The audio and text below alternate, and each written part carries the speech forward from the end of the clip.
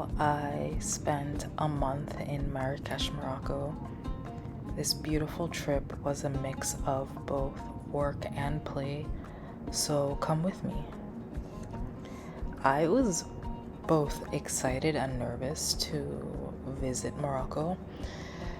You can see me here doing EFT tapping, just manifesting a really good trip.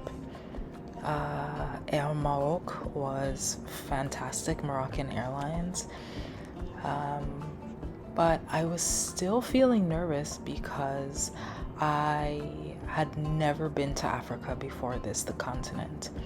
So it was my first time in the African continent, and I knew that the culture, despite what I'd read on the internet or watched in YouTube, was going to be brand new.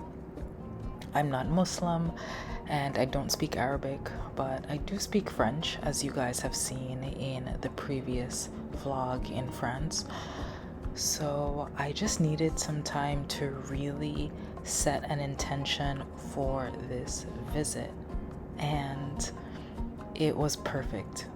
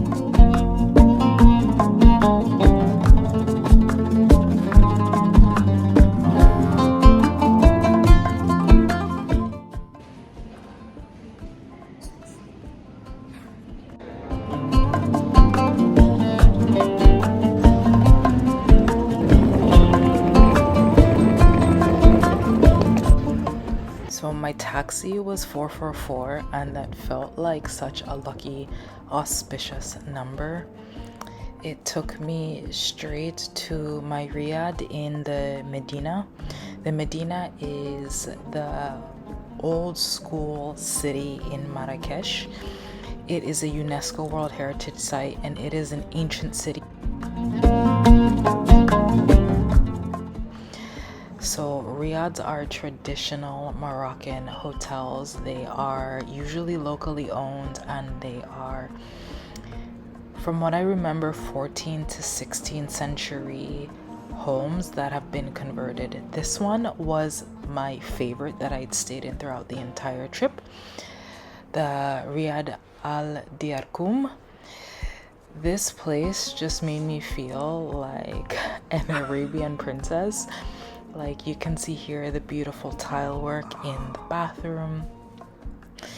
It had this traditional clay and concrete, the iron wrought detailing on the doors, the stained glass windows, and of course this gorgeous balcony overlooking the courtyard.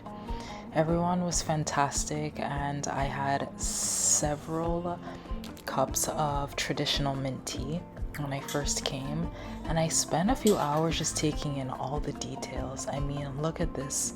This is stunning, and I'm obviously very excited here. I took a nap that first day and headed out to dinner. This was a bit of an adventure. Like I said, the Medina is the old city in Marrakech, and it has a lot of winding streets. Like, they have attempted to map them, but you kind of need to know where you're going. So I followed the advice of the host and just ended up at this beautiful local spot. There was a gorgeous cat just sleeping on one empty table. I had this tagine with kafta, which is like these beef meatballs, eggs, vegetables. It was divine. Traditional bread, eggplant salad, water. Again, I kept following this cat because she was so sweet. And then I explored just for a bit. I got a dessert, you guys know me, and then just headed back to rest and get ready for the next day.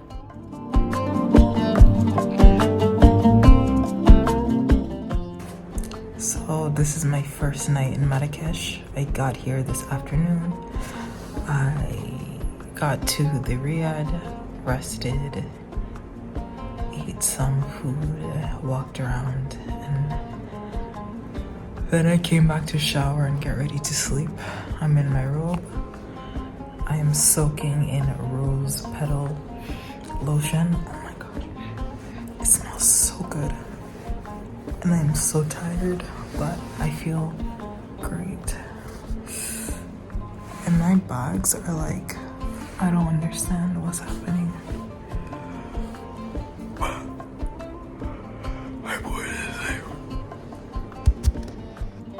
So this is the next morning, and the breakfast here was included in the package. So all of the accommodations I booked in Marrakech was through my partnership with Fora Travel. For those of you who don't know, I am a partner travel advisor with Fora. This is a modern travel agency for millennial and Gen Z, and it is designed to help you really get to know a place. This is for people that don't just want a vacation and have like a luxe trip, but you really want to be immersed in community. So you can hit my link below and let's get to chatting about making your travel dreams come true. Now back to Marrakech. At one point, I'm walking through the Medina after breakfast, and this man pulls me into a shop, tells me he has a lot to show me, and I just check out all of the fabrics and textiles this family has. Another recommendation leads me to an herbal shop where a woman is grinding fresh argan oil. There are so many resins and powders and spices, and it's like a feast for the senses, but I get a little overwhelmed. So I end up in this museum art gallery. It's a riad that used to host people but was turned into a space just for art. And again, stunning. They had all of these antique mirrors. There's pottery. I just love all of the Islamic art, and it feels like when they constructed the Medina, yes, it's older. Yes, there are some parts that are touristic, but you can see that there was so much pride in craftsmanship. Speaking of craftsmanship, I ended up in a leather shop and I bought my dad a birthday gift here. Here is this artisan who is literally punching holes in the custom leather belt that I purchased here. And then I ended up in a little rooftop. I just needed some water and shawarma to relax and take a breath. You'll see throughout this video that Marrakech, as much as I loved it and I felt like it was full of so much culture and history, it can be very overstimulating, especially in the Medina. Like I said, winding streets. There are lots of people, locals and tourists alike, and there's a lot that is calling for your attention. So I really had to be intentional about slowing down and finding my center.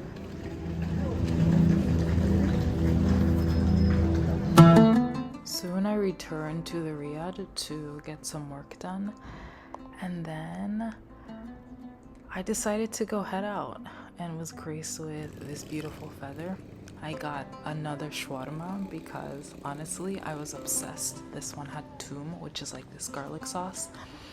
And then I headed to the Jama El Fna Square, which is like this historic square in the city where they just have a lot of cultural shows. It is a market, so you can purchase a lot of things like fruit juices and tourist, souvenirs, and listen to traditional storytellers, and there's drumming and music playing. Quite lively. There's again a lot going on. I tried on this bracelet, but although it was beautiful, I just got a weird feeling, so I just gave it back to him. I don't know if there was anything against, I don't think there's anything against him and his bracelet. I was just like, I gotta get out of there.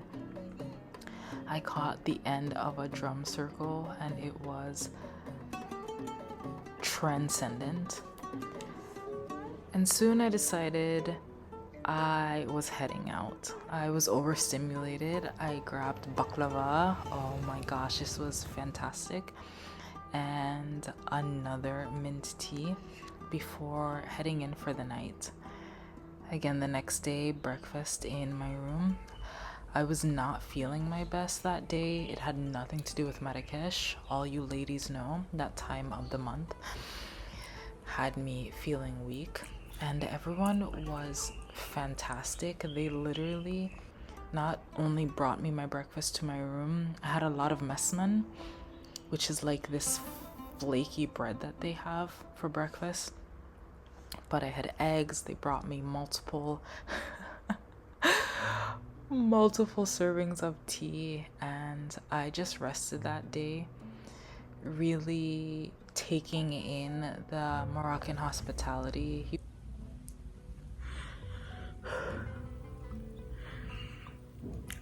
They heard that I wasn't feeling good, so they made me tea. I've been in bed all day. Oh my gosh.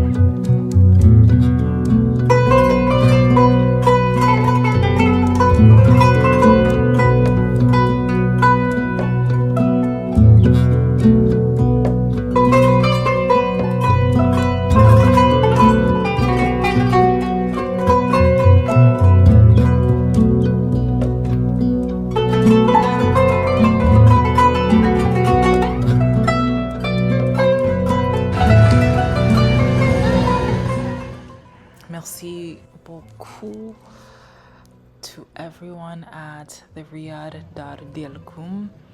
Like literally, the hospitality was fantastic and I felt so loved.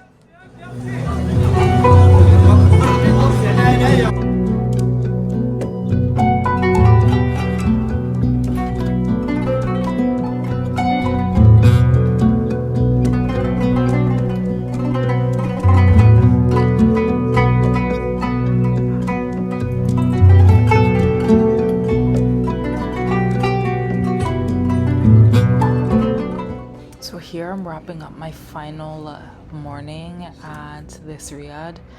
It again was fantastic, and I decided to stay at another Riyadh in the heart of the Medina. The first one was at the outskirts, so it was a lot calmer. This one was literally so chaotic. You'll see me here. We walked through like the darkest, dankest alleyways. I was doubting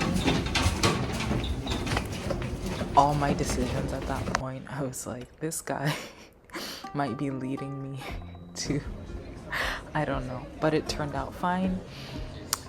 It was a lot closer to the action, and I found this ice cream spot called Sweet Souk, and they combined traditional ice cream techniques with also traditional flavors. So there was like black sesame and chibakia, which is like this sesame orange dessert. Then I just kept walking around the Medina. After purchasing gifts for everyone else, I really needed a new work tote. And despite how gorgeous all of these are, they could not fit my laptop, my notebooks, all of that. So as I'm editing this, I'm still thinking about it. Like, maybe I should have just bought one and it didn't need to be for work. It could just be a purse. But I was on a mission that day. And I mean, stunning leather work, like you saw with the belt and the other products, just wasn't what I needed. Then I met a friend, a fellow tourist, and we had drinks and dinner at this rooftop. It was fantastic to have some fresh air. We headed to bed early, and the next morning, again, similar vibe. The breakfast at this new Riyadh Darhani was okay. I feel like Dar Diyal Koum really set my expectations so high that nothing compared. But alas, I set out to explore more of the city outside of the Medina. And I found this botanical garden, which seems insane to think about how lush and vibrant and healthy all of these plants were in the middle of the desert. But here it is. Like, more than anything, it was quiet. And I'm gonna say this several times throughout this vlog that I found Marrakech very, very, very noisy. Beautiful, but I'm quite introverted and I like quiet spaces, so being in such a vibrant city for so long kind of wears at you. I ended up in this botanical garden slash park. I think it's called the Siber Park, several times throughout this visit. For exercise, for leisure, I rode a lot and just contemplated why I was here. So I came to Marrakech for a variety of reasons. As you guys know, I came here because of the partnership with Fora. I really wanted to just learn more about what the company offers, and since a lot of this travel work that I do is in partnership with them, I thought it would be best to have this boots on the ground knowledge instead of just like recommending to people what was theoretically good. But more than that, I'd always wanted to come to Morocco because I'm deeply fascinated on the intersection of culture and colonialism. You guys know I was in Paris right before this, also for work, exploring Fora's options and also spaces to have wellness retreats with my coaching clients. But I also studied French language, French culture, and French colonies in university, and how they all play a role within this global francophone context. And I saw it a lot in Paris, where so many of the warmest restaurants and shops and neighborhoods that I was in were primarily immigrant communities. Like, these are just people who are really open and willing to share a lot about their story. Notoriously, the French can be very standoffish, which is their prerogative. It's none of my business to force them to tell me things. But I found that the Moroccans were very open, and the Senegalese and the people from Côte d'Ivoire. And it brought me back to what I studied in international relations. And I decided to explore that thread in Marrakech. So I'll keep developing this thread as the vlog continues. Here, I was in this restaurant, Le Vrai Traditionnel, and I had a fantastic tagine again and tea. They directed me to this traditional market where I picked up the best figs and peaches, and I got a motorbike tour, which was so exhilarating and allowed me to see the city in a brand new way.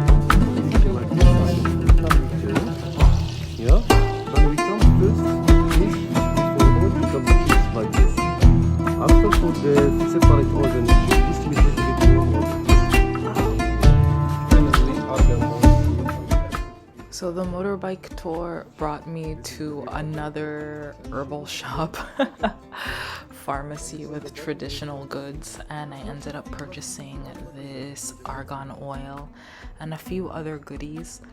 This was another reason that I wanted to come to Marrakech because you guys know a lot of this page is about natural healing, and I mainly share with you herbs and different remedies from my upbringing in the Caribbean, in the Virgin Islands. Yet I'm so fascinated by this global understanding of being in tune with the earth and all that she has to offer. So I picked up a few things here, not just for internal health and wellness, but also for beauty, for myself, for my sister, for some of my clients. And it was really fascinating to learn about how, again, women in this dry, arid climate, the desert, found ways to make themselves beautiful, moisturize their skin and their hair, and maintain their vibrancy. This was not part of the tour, but my guide took me to a traditional Moroccan karaoke spot, and we ate grapes and nuts and drank. It was kind of interesting. I don't even know, this was just such a random thing that I didn't expect, but he was like, I am gonna show you Marrakech at night. So we did that. I came back with all of my goodies, my fruits, my beauty products, and continued to contemplate what I wanted to see and explore in this city.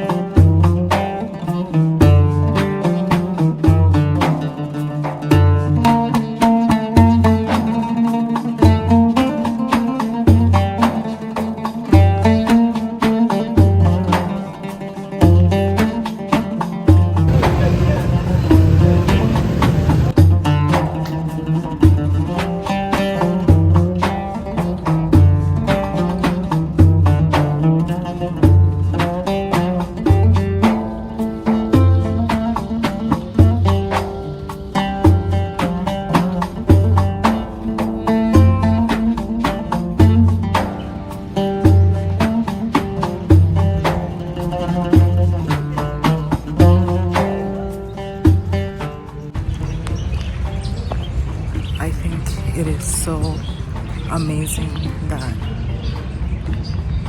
I created a business that lets me travel like this and source all of these rare ingredients and have days like this.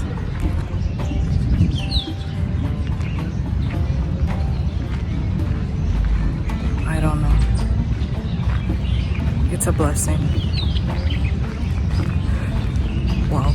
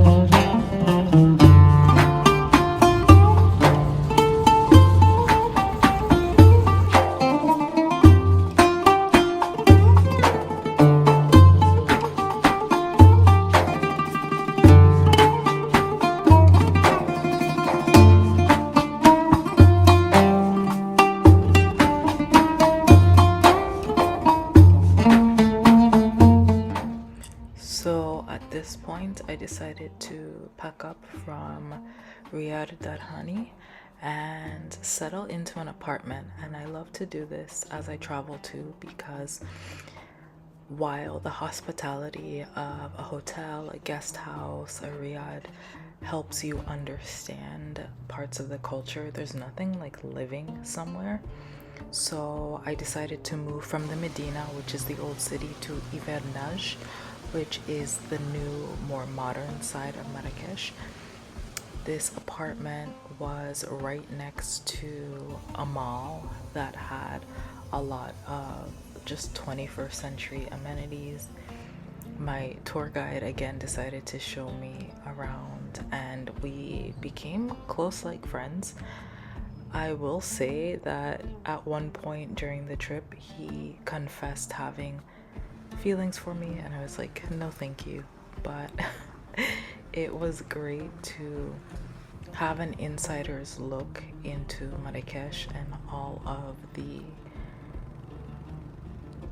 how do I say, like underground experiences that I don't think I would have had if I just visited and had a normal tour. So I'm definitely grateful for that. And also, all of the gelato and ice cream I had during this trip was insane.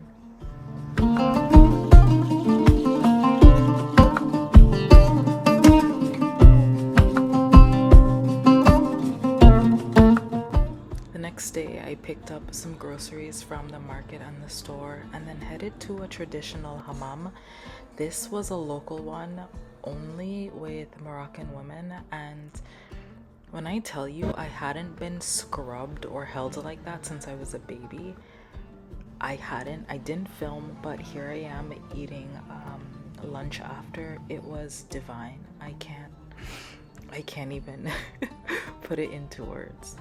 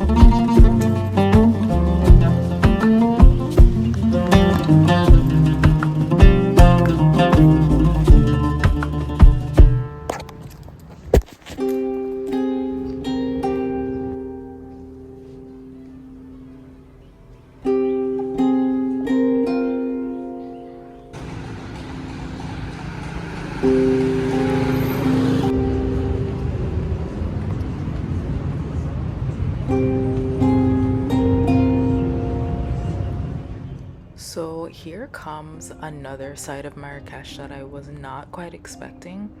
As I settled into Hivernage, I noticed that there is a big culture of begging in Marrakech.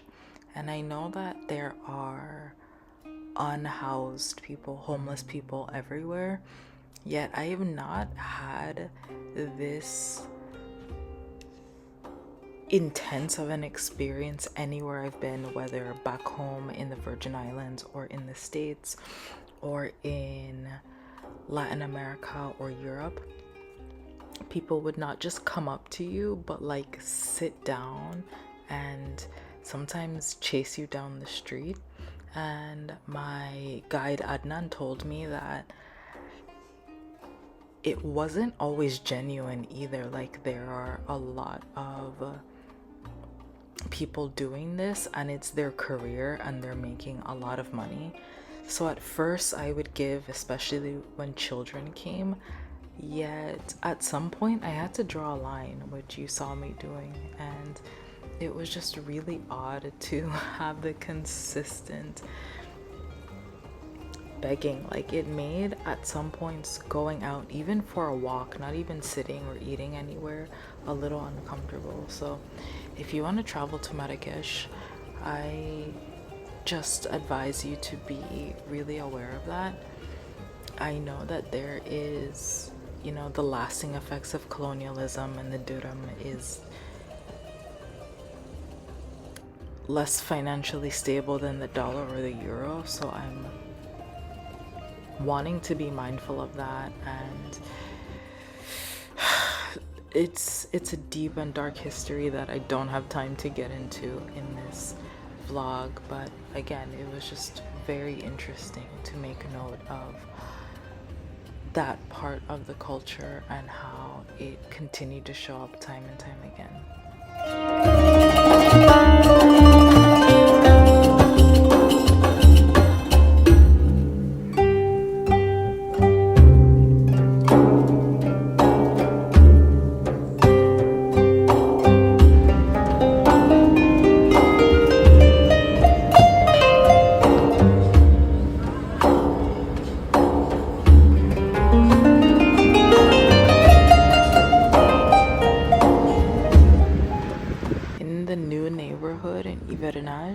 I found a new park that again was just as stunning as the last, and obviously I had my daily walks there.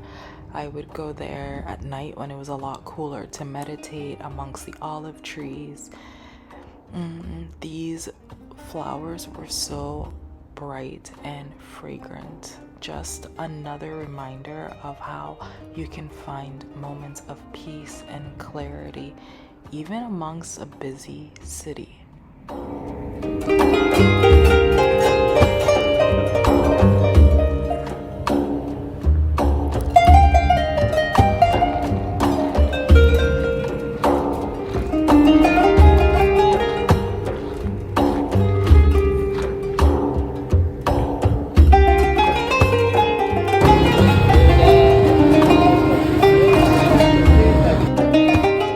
So if you're still watching, let me know below if you'd be interested in a wellness retreat in Morocco.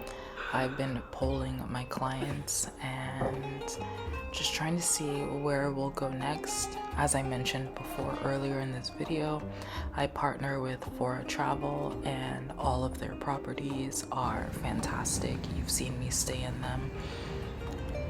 I believe it could be a really cool experience with the right group and the right guide.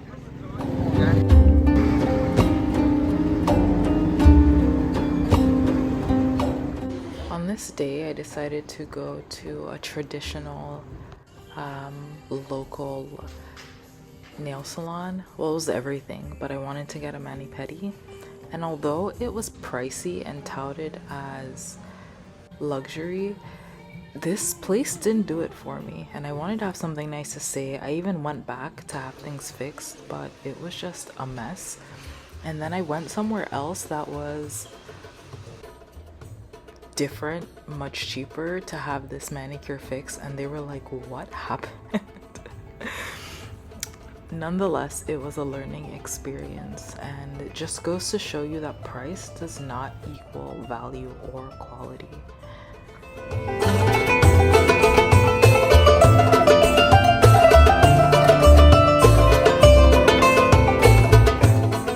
But honestly, this vlog is a little uneventful just because I decided to take the time here in Hivernage to enjoy daily life. You know, I had my work calls, I went to the grocery store, I went to the markets, I took daily walks, I ate a lot of gelato, like when I'm telling you, at least 1 scoop a day during my walks, and exploring different cafes.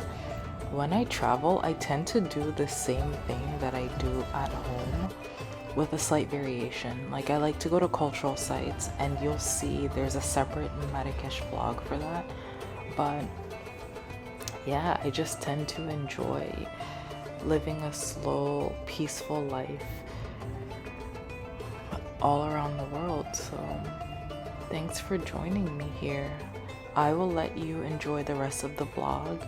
It's just gonna be my last few days in Marrakech and how I enjoyed the sun.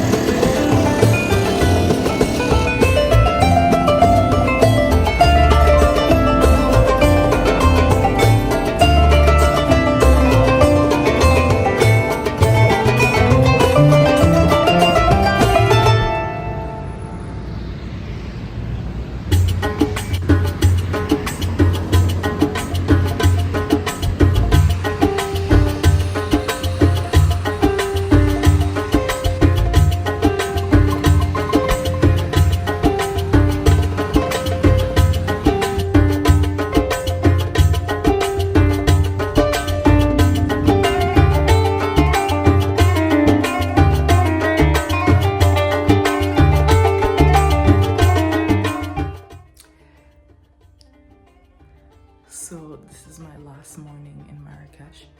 I fly to Athens this afternoon. I have a little mask in my hair. My edges are growing back after some stress, but I'm so ready. I feel like this is the first time in a long time I've like traveled somewhere and I've been ready to go. Usually there's some like, maybe I should stay a little while longer. I'm ready.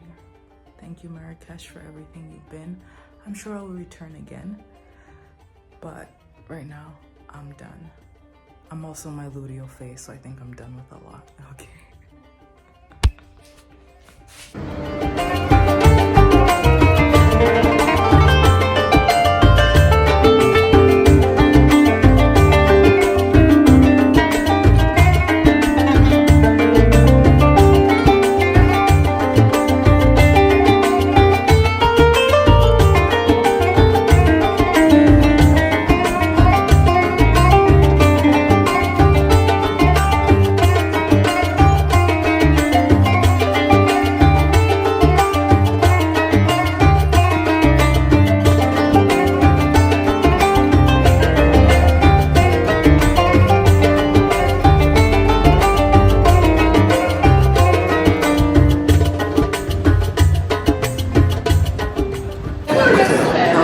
Easiest check-in ever. There was like no one in line, so even though I woke up late,